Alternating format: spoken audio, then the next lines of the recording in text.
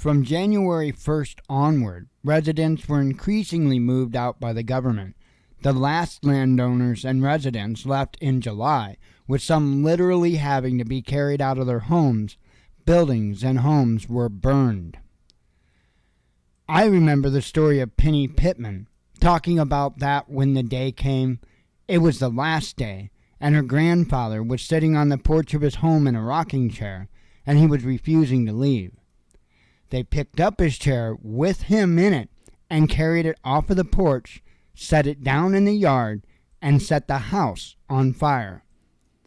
Penny has that rocking chair.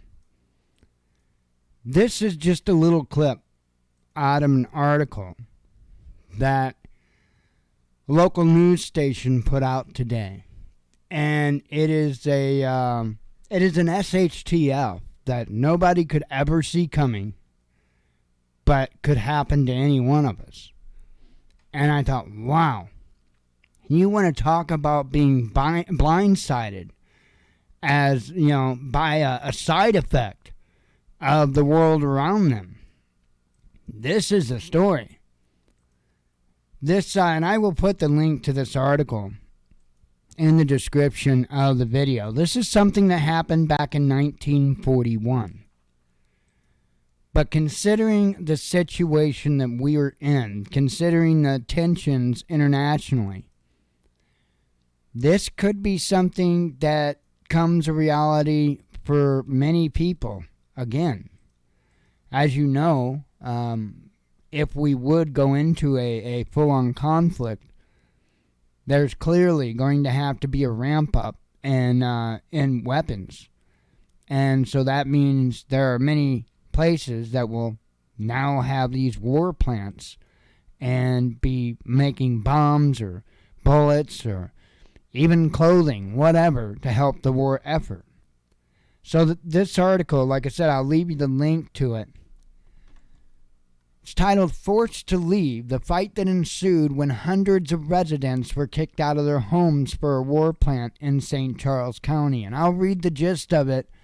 The important part, though, is how far they will go, that I've already discussed with you. How far they will go when it comes time that they say you got to be out. They didn't have a choice. I mean, they've got a painting of that incident going on, happening, and that's just insane, absolutely insane. A big fight, and it's one of those things to where you just, it's a losing battle. It's if the government wants your land too damn bad, and even most of the time the holdouts in situations like that live through hell. It's insane. I know that there was out in the desert out west, there was some individuals that owned some property that the U.S. government wanted. They wanted it for, military-related stuff. And they would go out there and, break the sound barrier, which if that's done, and not done way up there, it's loud. It is loud. And so that would happen, or they would do their bomb testing and stuff not super far away, so you'd hear the explosions. And so there was a lot of intimidation that was going on in that situation, and this wasn't that long ago. It's been within the past, I would say, the past 20 years, sometime within the past 20 years or so. You'd have to look it out west. I can't, to be honest, remember what state exactly. If I were to take a stab at it, I want to say Nevada. I think it was Nevada. And I do know that there was a mountain range, and I guess there was like a handful of landowners in that particular area. And I think it might have been just them, or maybe them and one other family that had still remained out there in this area. And they were put through hell. And as far as I know, everybody eventually left.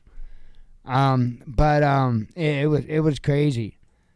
This is something, like I said, that could become a reality once again. This here, and I'll just read the first bit of it. It says, near I-64 and Highway 94 in St. Charles County lies thousands of acres of land used for hunting, fishing, exercise, and bird watching. On the site of the current Weldon Springs Conservation and August Bush Memorial Conservation Areas once set plants that made TNT and DNT during World War II and produced uranium during the Cold War. Before the area was a center for war production, there existed 3 towns. Howell, Hamburg, and Tunerville had around 700 residents, some of who came from families that had been in the area for more than 140 years. The 3 towns were primarily agricultural, but the villages had residents of numerous occupations. The towns featured churches, 5 one-room schoolhouses, and a high school, Francis Howell High. From what Mom predominantly told me was that people might have viewed these as small, nondescript towns, but from what she told me, they were vibrant towns, said Betty Jan Kramer, whose family was forced to move. There were doctors that lived there. There was a mortician that worked there. There were teachers. There was music in every home. People had very dynamic and, I would say, lively community. On October 11, 1940, landowners received a letter from the federal government telling them that they had 45 days to leave, but would be compensated for their property. The government had chosen the site for a munitions plant, the Weldon Spring Ordnance Works, and initiated efforts to take roughly 17,000 acres. It was all part of the ramp-up for World War II. Construction would begin in a few months. The federal government chose the Weldon Springs site for numerous reasons, says Dr. Daniel T. Brown, a former superintendent of the Francis Howell School District and a historian of the area. And he goes into saying why, basically, that they chose that particular site. They needed something that was close to a city, that had different things that the city would offer. The river was a big help for them. Highway 40 was a big help. And so it goes into explaining all of that, why that particular area was chosen. But more to the point where I'm going with this is, again, with things ramping up in this nation and around the world, with it looking more and more like a major conflict is going to happen, I do believe that they're going to have to open up more manufacturing centers. Well, for everything, folks, everything. So here's the thing. We don't make much anymore. We make far less now than we've made before. And, the thing of it is it's not just the wartime stuff that they're going to need ramped up. It's kind of not the situation we were in before. Because 2 different things. Number one, we actually had what manufacturing we had at the time, which wasn't a lot, but you're talking about the 1940s, right? So I want to point out that not only will plants have to be, modified to support the war effort, but also, there's a lot of things that we import. Simple items that, in reality, they're everyday items, but we don't think of them that way. I know when I talk about the differences in a product being made overseas and a product being made here, I don't know why, but I always pick trash can. I don't know. I don't know why I pick a trash can. I think I pick a trash can because it is an everyday item. It's not something that we think of as an everyday item, but it is indeed an everyday item. I think you would agree. And, you take that trash can, and right now we can go get trash cans left and right for cheap. Why? Because cheap Chinese imported crap, right? And I'm not even cutting down on the Chinese or their product or anything else. We buy it. Why do we buy it? Well, we know it's cheap. That's why we're buying it, because we're cheap, right? Maybe not all of us, but I'm one of them, right? So I'll get it if it's cheap. And the thing of it is, though, if a major conflict breaks out, especially if China is involved with the conflict, guess where we're not getting our trash cans from anymore? Well, here's the deal, Shmuel. I'm sure that somebody in this nation manufactures trash cans. But I guarantee you, all of the trash can manufacturers in the United States of America takes up a very small percentage of the trash cans sold in this nation at this particular moment in time. So that means when the Chinese trash cans are no longer coming, there's going to be a couple of big things. Number one is going to be scarcity. Number two is going to be price because of the scarcity. Not necessarily going to be because the U.S. workers make more money, although that is going to be a major factor. But it's going to be the scarcity.